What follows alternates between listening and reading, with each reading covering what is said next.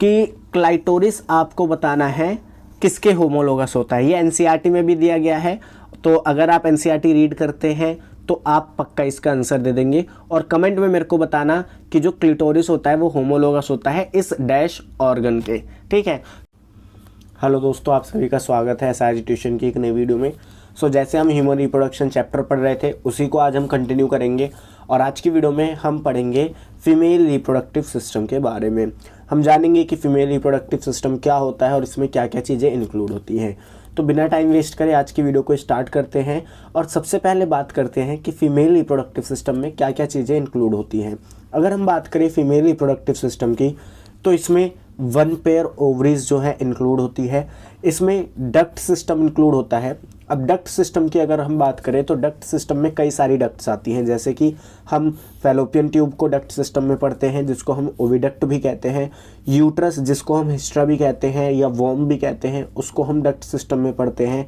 Cervix and vagina इसको हम duct system में पढ़ते हैं। अगर हम आगे बढ़ें और बात करें एक्सटर्नल जेनिशिलिया की, तो एक्सटर्नल जेनिशिलिया को हम बोलते हैं वुल्वा। एक्सटर्नल जेनिशिलिया को हम क्या बोलते हैं? वुल्वा बोलते हैं।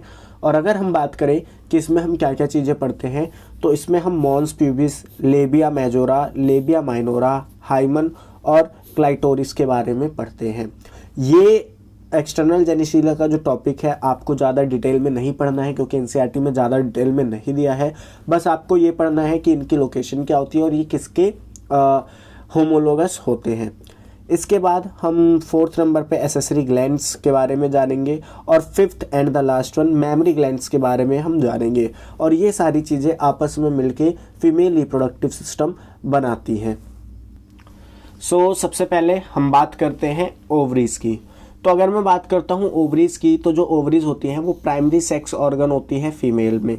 वहीं अगर हमने जब मेल रिप्रोडक्टिव सिस्टम की बात करी थी तो उसमें मैंने बताया था कि मेल में जो टेस्टिस होती हैं वो प्राइमरी सेक्स ऑर्गन होती हैं। अगर ओवरीज की बात करूँ तो ये 1 पेयर होती है, एक मतलब लेफ्ट एंड राइट साइड पे एक एक प्रेजेंट होती है। Located on each side of lower abdomen. Lower abdomen मतलब एब्डोमेन में नीचे की साइड, एक एक साइड पे दोनों ओवरीज जो है वो प्रेजेंट होती हैं। अगर हम ओवरीज के डायमेंशंस की बात करें यानी साइज़ की बात करें तो ये 2 से 4 सेंटीमीटर्स की होती है। अगर हम ओवरीज की शेप की बात करें कि ये किस तरीके की दिखती है, तो ये आलमंड शेप की होती है। जैसे बादाम का शेप होता है वैसे ही ओवरी का शेप होता है। वहीं अगर हम बात करें ओवरीज के ओरिजिन की, तो ये मेसोडर्मल ओरिजिन की होती है और मेसोडर्मल ओरिजिन की ही हमारी टेस्टिस भी होती है। अब ओवरी को हम थोड़ा स्ट्रक्चरली देखते हैं या डायग्राम की मदद से देखते हैं और इसको समझते हैं। सबसे पहले गलती से माइक गिर गया था। तो हम बात कर रहे थे ओवरीज के डायग्राम की। तो सबसे पहले देखिए यहाँ पे मैंने आपको 2 अटैचमेंट दिखाए हैं ओवरी को सपोर्ट करने के लिए। एक तरफ से यूट्रस जो है वो ओवरी को सपोर्ट करता है, जो हम अभी नीचे डायग्राम जब फीमेल रिप्रोडक्टिव सिस्टम का डायग्राम देखेंगे वो देखेंगे। और दूसरी तरफ से पेल्विक वॉल जो है वो सपोर्ट करती है ओवरीज को। अब जो लिगामेंट होते हैं जो ओवरीज को पेल्विक वॉल से जोड़ती है, इस लिगामेंट को हम बोलते हैं सस्पेंसरी लिगामेंट। क्या नाम देते हैं? Suspensory ligament. ये सस्पेंसरी लिगामेंट क्या करते हैं? जो भी ओवरी है उसको पेल्विक वॉल से अटैच करने का काम करते हैं। वहीं अगर हम ओवरी पे अगर आए तो ओवरी में 2 लेयर होती हैं। आउटर लेयर जिसको हम बोलते हैं जर्मिनल एपिथेलियम और इनर लेयर जो मैंने ब्लू कलर से दिखा रखी है जिसको हम बोलते हैं टूनिका एल्बुजिना। अगर मैं बात करूं आउटर लेयर की जो कि हमारी जर्मिनल एपिथेलियम, तो ये जो जर्मिनल एपिथेलियम होती है ये गैमेट के फॉर्मेशन में पार्टिसिपेट नहीं करती है। ये गैमेट के फॉर्मेशन में पार्टिसिपेट नहीं करती है। और आपको पता होगा कि जो फीमेल होती है उनमें जो गैमेट्स होते हैं उनका जो नंबर होता है वो फिक्स होता है। ठीक है, और वो इन्फेंट लाइफ से ही फिक्स रहता है, जो अभी आप जब गैमेटोजेनेसिस पढ़ोगे तो उसमें आपको बताया जाएगा। अब अगर हम ओवरी के अंदर जाएं तो जो ओवरी का अंदर का हिस्सा होता है उसको 2 पार्ट में डिवाइड कर दिया जाता है, मेडुला और कॉर्टेक्स। अगर हम बात करें मेडुला की तो ये नॉन फंक्शनल होती है यानी कोई भी काम नहीं करती है। और वहीं बात करें अगर कॉर्टेक्स की तो ये फंक्शनल होती है। अब ये जो कॉर्टेक्स होती है जो कि फंक्शनल पार्ट है ओवरी का, ये कंटेन करता है ओवेरियन फॉलिक्यूल्स। ये क्या कंटेन करता है? ओवेरियन फॉलिक्यूल्स जो कि डेवलप होती हैं और एग का फॉर्मेशन करती हैं।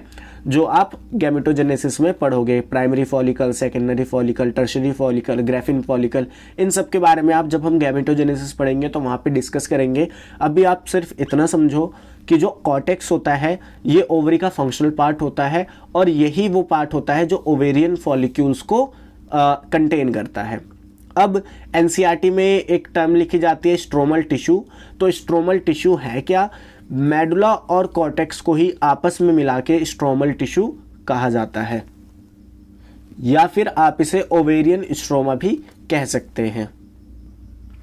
अब यहाँ पे देखिए, ये जो आपको डायग्राम दिख रहा है इसमें मैंने कोशिश करी है पूरे फीमेल रिप्रोडक्टिव सिस्टम को शो करने की। तो सबसे पहले हम क्या करते हैं, इनकी लेबलिंग को पढ़ते हैं। सबसे पहले अगर हम बात करें तो हमने बात करी थी कि इसमें ओवरीज प्रेजेंट होती हैं, तो यहाँ पे दोनों साइड पे आपको ओवरी रिप्रेजेंट कर दी गई है। इसके बाद हमने पढ़ा था कि जो फीमेल रिप्रोडक्टिव सिस्टम होता है इसमें ओविडक्ट या फिर फैलोपियन ट्यूब प्रेजेंट होती है। तो यहाँ से ये जो पोर्शन है इसको हम बोलते हैं ओविडक्ट या फैलोपियन ट्यूब। अब ये जो ओविडक्ट या फैलोपियन ट्यूब होता है इसको 3 पार्ट में डिवाइड करा जाता है। एक पार्ट होता है इस्थमस, एक पार्ट होता है एम्पुला और एक पार्ट होता है इन्फंडिबुलम। इन तीनों पार्ट को आपस में ही मिला के हम क्या नाम देते हैं, फैलोपियन ट्यूब नाम देते हैं।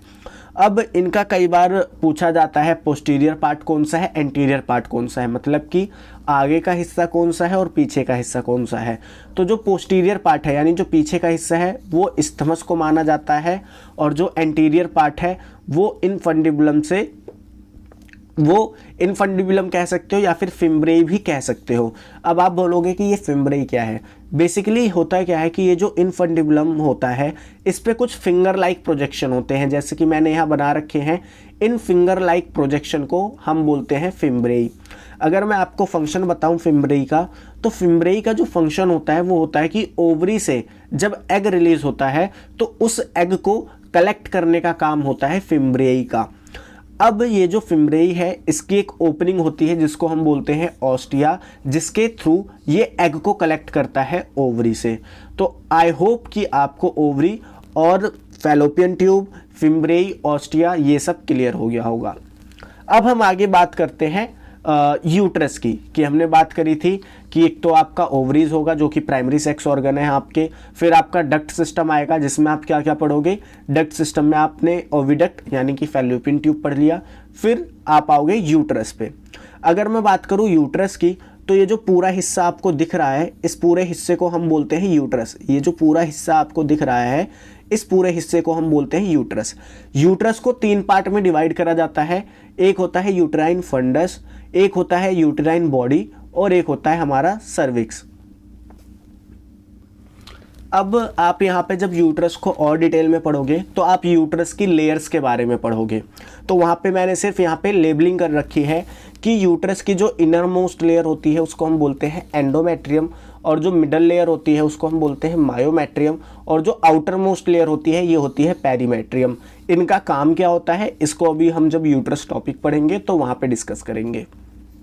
अब देखिए, ये जो सर्विक्स है इसका जो नैरो पैसेज होता है, जो पतला सा रास्ता होता है उसको हम बोलते हैं सर्वाइकल कैनाल, और सर्वाइकल कैनाल जो है वो वजाइना के साथ मिलकर बर्थ कैनाल का फॉर्मेशन करती है। सर्वाइकल कैनाल जो है वजाइना के साथ मिलकर बर्थ कैनाल का फॉर्मेशन करती है।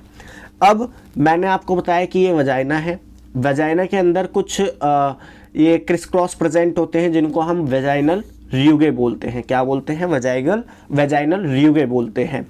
होता क्या है कि ये जो वजाइना की ओपनिंग होती है इस ओपनिंग को कवर करने का काम करती है हाइमन। वजाइना की जो ओपनिंग होती है इस ओपनिंग को कवर करने का काम होता है हाइमन का, और ये क्वेश्चन कई बार पूछा जाता है और एनसीईआरटी में भी लिखा गया है। अब यहाँ पे जो मैंने डॉट डॉट से रिप्रेजेंट कर रखे हैं ये होते हैं बैक्टीरिया जो कि फीमेल वजाइना में प्रेजेंट होते हैं, और इनका नाम है lactobacillus bacteria. Lactobacillus bacteria present होने की वजह से फीमेल वजाइना का जो पीएच होता है वो थोड़ा एसिडिक होता है। सो आई होप यहाँ पे आपको फीमेल रिप्रोडक्टिव सिस्टम की लेबलिंग समझ में आ गई हो।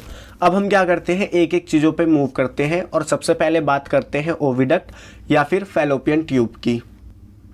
सो अगर मैं बात करूँ ओविडक्ट या फैलोपियन ट्यूब की, तो इसकी जो लेंथ होती है वो 10 से 12 सेंटीमीटर के आसपास होती है। सबसे पहले हम बात करेंगे फिम्ब्रियाई की, क्योंकि फिम्ब्रियाई क्या है, हमारा एंटीरियर पार्ट है यानी आगे का हिस्सा है, तो फिम्ब्रियाई से ही हम स्टार्ट करते हैं। फिम्ब्रियाई क्या है, फिंगर लाइक प्रोजेक्शन है जो कि कैप्चर करता है oocyte को, या फिर आप एग भी बोल सकते हो। और जो ओपनिंग होती है फिम्ब्रियाई की, जहाँ से वो एग कलेक्ट होता है, उसको हम बोलते हैं ऑस्टिया, ये आप याद रखना। नेक्स्ट हम बात करते हैं इनफंडिबुलम की। तो इनफंडिबुलम होता है फनल शेप का। अब ये फनल शेप होती क्या है, अगर आप कभी राशन की शॉप पे गए हो, ठीक है, तो राशन की शॉप में आपने एक ऐसा इंस्ट्रूमेंट देखा होगा जिससे तेल नापा जाता है, ठीक है, इस तरीके से, इसको हम बोलते हैं फनल शेप। तो इनफंडिबुलम कैसा होता है, फनल शेप का होता है। सॉरी माइक बार बार गिर जा रहा है, दिक्कत कर रहा है। अब हम अगर बात करें इनफंडिबुलम की, तो ये एंटीरियर पोर्शन होता है ओविडक्ट का, ठीक है। इसके बाद हम आते हैं एम्पुला पे। अगर हम बात करें एम्पुला की, तो ये वाइडेस्ट पोर्शन होता है फैलोपियन ट्यूब का। फैलोपियन ट्यूब का जो सबसे फैलाव वाला हिस्सा होता है उसको हम बोलते हैं एम्पुला, और ये साइट ऑफ फर्टिलाइजेशन होता है, यानी एम्पुला फैलोपियन ट्यूब का वो हिस्सा है जहाँ पे मेल गैमिट स्पर्म और फीमेल गैमिट एग आपस में एक दूसरे के साथ फ्यूज़ करते हैं। अगर हम बात करें इस्थमस की, जो कि पोस्टीरियर पार्ट है फैलोपियन ट्यूब का, तो ये शॉर्ट होता है, मतलब बहुत छोटा होता है, नैरो होता है, पतला होता है, थिक होता है, पोर्शन डेट जॉइन यूट्रस। और ये क्या करता है, ये जो इस्थमस होता है ये फैलोपियन ट्यूब को यूट्रस से जोड़ने का काम करता है। अब हम आ जाते हैं यूट्रस पे, क्योंकि हमने फैलोपियन ट्यूब को कंप्लीट कर लिया, तो अब हम बात करते हैं यूट्रस की। अगर मैं यूट्रस की शेप की बात करूं, तो ये इन्वर्टेड पियर शेप का होता है। इन्वर्टेड पियर शेप का होता है। अगर आपने पियर देखा है, फ्रूट होता है ग्रीन कलर का, तो उसको आप जब उल्टा कर दोगे तो वो यूट्रस को रिप्रेजेंट करेगा एक तरीके से। अगर हम बात करें इसके साइज़ की, तो वो 7 सेंटीमीटर लॉन्ग होता है, 5 सेंटीमीटर वाइड होता है एंड 2.5 सेंटीमीटर थिक होती है यूट्रस, ठीक है। यूट्रस के 3 पार्ट होते हैं, जैसे मैंने आपको बताया। सबसे पहला फंडस, जो कि अपर डोम शेप होता है। कैसा होता है, डोम शेप, यानी इस तरीके से upper dome shaped portion superior to uterine tube. Uterus की जो ट्यूब होती है उसके ऊपर प्रेजेंट होता है, यानी ये जो मैंने यूँ करके आपको डायग्राम दिखाया था, इसको बोलते हैं यूट्राइन ट्यूब। इसका जो ऊपर का सुपीरियर पार्ट होता है उसको हम बोलते हैं फंडस। इसके बाद बी पार्ट जो होता है इसका, वो होता है बॉडी या फिर कॉर्पस, जो कि मिडल और मेन पार्ट होता है, मिडल और मेन पार्ट होता है। फिर हम आते हैं सर्विक्स पे, जो कि इन्फीरियर यानी नीचे का नैरो पोर्शन जो होता है यूट्रस का, उसको हम सर्विक्स बोलते हैं। और सर्विक्स की जो पैसेज होती है पतली सी, उसको हम सर्वाइकल कैनाल बोलते हैं। अब हम आ जाते हैं लेयर ऑफ यूट्रस पे, जो मैंने आपसे कहा था कि जब हम यूट्रस टॉपिक पढ़ेंगे तो उसकी बात करेंगे। तो सबसे पहले हम बात करते हैं एंडोमेट्रियम की। तो एंडोमेट्रियम मैंने डायग्राम में भी दिखाया था कैसी होती है, इनर मोस्ट लेयर होती है। ये ग्लैंडुलर होती है। ग्लैंडुलर मतलब क्या है कि ये जो एंडोमेट्रियम है इसके अंदर कई सारे ग्लैंड्स प्रेजेंट होते हैं जो कि सिक्रेशन करते हैं। ये हाईली वस्कुलराइज होती है। हाईली वस्कुलराइज कहने का मतलब क्या है कि जो यहाँ पे ब्लड विजल्स का नेटवर्क है वो काफ़ी डेंस होता है। हाईली वस्कुलराइज कहने का ये मतलब होता है। Show cyclic changes during menstrual cycle. अब होता क्या है, फीमेल में जब मेंस्ट्रुअल साइकिल होती है उस दौरान एंडोमेट्रियम का ही ब्रेक डाउन होता है और इसी की रिपेयरिंग होती है। इसीलिए कहते हैं कि जो एंडोमेट्रियम है वो साइक्लिक चेंजेस में जाती है ड्यूरिंग मेंस्ट्रुअल साइकिल। वहीं अगर हम बात करें मायोमेट्रियम की, तो मायोमेट्रियम मिडल लेयर होती है जो कि स्मूथ मसल्स की बनी हुई होती है। और ये जब किसी बेबी का बर्थ हो रहा होता है उस टाइम पे मायोमेट्रियम कॉन्ट्रैक्ट होती है ताकि बेबी का बर्थ हो सके। वहीं अगर हम थर्ड लेयर की बात करें जो कि है पेरीमेट्रियम, तो ये आउटर मोस्ट लेयर होती है और ये कुछ काम नहीं करती, सिर्फ प्रोटेक्शन देने का काम करती है।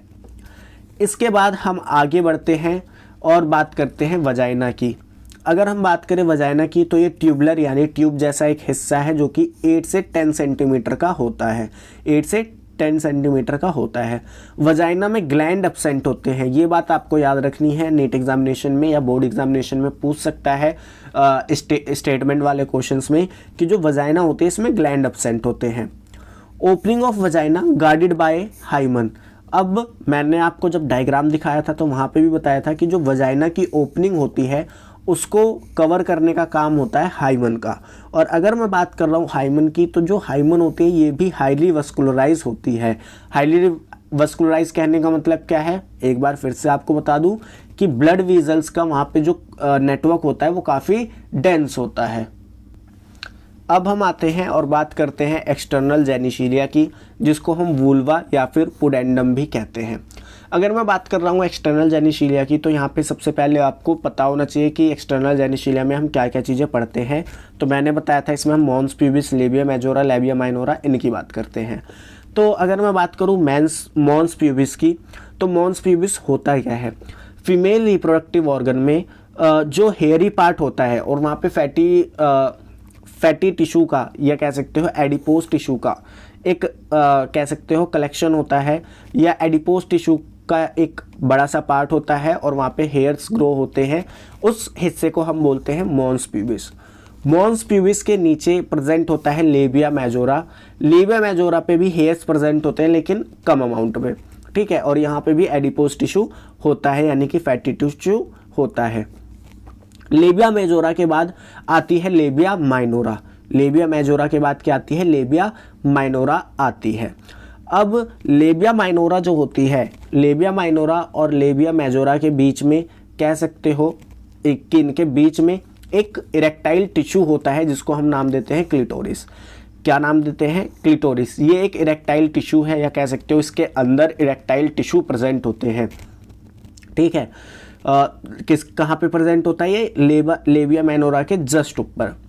अब अगर हम बात करें तो यहाँ से फिर फीमेल रिप्रोडक्टिव सिस्टम आपको देखने को मिलता है, जिसमें आप वेजाइना देखते हैं, और वेजाइना की जो ओपनिंग होती है उसको हम बोलते हैं वेजाइनल ओरिफाई। और वेजाइनल ओरिफाई को कवर करने का काम कौन करती है, हाइमन करती है। कौन करती है, हाइमन वेजाइनल ओरिफाई को कवर करने का काम करती है। वेजाइनल ओरिफाई के दोनों तरफ जो ग्लैंड होते हैं इनको हम बोलते हैं बर्थोलिन ग्लैंड्स। क्या बोलते हैं, बर्थोलिन ग्लैंड्स बोलते हैं। वहीं अगर हम ऊपर वाले पार्ट की बात करें तो ऊपर जो है इसको हम बोलते हैं यूरेथ्रल ओरिफाई। क्या बोलते हैं, यूरेथ्रल ओरिफाई, यानी कि ये जो है ओपनिंग होती है फीमेल यूरेथ्रा की। किसकी ओपनिंग होती है, फीमेल यूरेथ्रल ट्यूब की ओपनिंग होती है। और इसके ये जो दो ग्लैंड्स हैं इसको हम बोलते हैं पैरा यूरेथ्रल ग्लैंड। क्या बोलते हैं, पैरा यूरेथ्रल ग्लैंड, या फिर इसको हम स्कैंस ग्लैंड भी बोल सकते हैं। अब देखिए एनसीईआरटी में इसका कुछ ज़्यादा बताया नहीं गया है, बस वहाँ पे mons pubis, labia majora, labia minora इसके बारे में बताया है। तो यहाँ से कुछ एक्स्ट्रा क्वेश्चन पूछे जाते हैं, जैसे पूछ लिया जाता है इसके होमोलोगस कौन है, तो वो चीज़ें मैं यहाँ पे आपको बता दे रहा हूँ। अगर मैं बात करूँ पैरा यूरेथ्रल ग्लैंड जो कि प्रेजेंट होता है यूरेथ्रल ओरिफाई के पास, तो ये जो पैरा यूरेथ्रल ग्लैंड होता है ये होमोलोगस होता है प्रोस्टेट ग्लैंड के। अब आप बोलोगे कि ये होमोलोगस का मतलब क्या होता है। होमोलोगस का मतलब होता है कि स्ट्रक्चर तो एक तरीके से सिमिलर है, स्ट्रक्चर क्या है, सिमिलर है, बट जो फंक्शन है वो डिफरेंट है। ऐसे ऑर्गन्स को हम बोलते हैं होमोलोगस ऑर्गन। वो ऑर्गन्स जिनका स्ट्रक्चर सिमिलर है बट फंक्शन डिफरेंट है, ऐसे ऑर्गन्स को हम बोलते हैं होमोलोगस ऑर्गन। तो जो पैरा यूरेथ्रल ग्लैंड होता है ये होमोलोगस होता है प्रोस्टेट ग्लैंड के, और जो पैरा यूरेथ्रल ग्लैंड होता है ये वन पेयर होता है, लेकिन जो प्रोस्टेट ग्लैंड होता है वो सिंगल होता है। ये हमने मेल रिप्रोडक्टिव सिस्टम में बात करी थी। वहीं अगर हम बात करें बर्थोलिन ग्लैंड्स की, तो बर्थोलिन ग्लैंड्स भी वन पेयर होता है, और ये होमोलोगस होता है बल्बो यूरेथ्रल ग्लैंड के, या फिर कॉपर्स ग्लैंड भी आप इसको नाम दे सकते हैं। वहीं अगर हम बात करें लेबिया मेजोरा की, तो ये होमोलोगस होता है स्क्रोटम के, और अगर हम बात करें लेबिया माइनोरा की तो ये होमोलोगस होता है स्पॉन्जी या फिर पेनाइल यूरेथ्रा। अब आप पूछोगे कि ये पेनाइल यूरेथ्रा होता क्या है। देखिए जो बेसिकली यूरेथ्रा होता है, ठीक है, यूरेथ्रा होता है मेल में, उसको तीन पार्ट में डिवाइड करा जाता है, जो आपसे नहीं पूछेगा कभी भी। पेनाइल यूरेथ्रा क्या होता है, पेनाइल यूरेथ्रा वो यूरेथ्रा का पार्ट होता है, मान लो ये अगर इस हिस्से को मैं पेनाइल यूरेथ्रा बोल रहा हूँ तो ये वो हिस्सा है जो कि क्या बोलते हैं हम, इरेक्टाइल टिश्यू से कवर होता है, इरेक्टाइल टिश्यू से कवर होता है, यानी कि मेल यूरेथ्रा का वो हिस्सा जो कि इरेक्टाइल टिश्यू से कवर होता है, उस हिस्से को हम बोलते हैं पेनाइल यूरेथ्रा।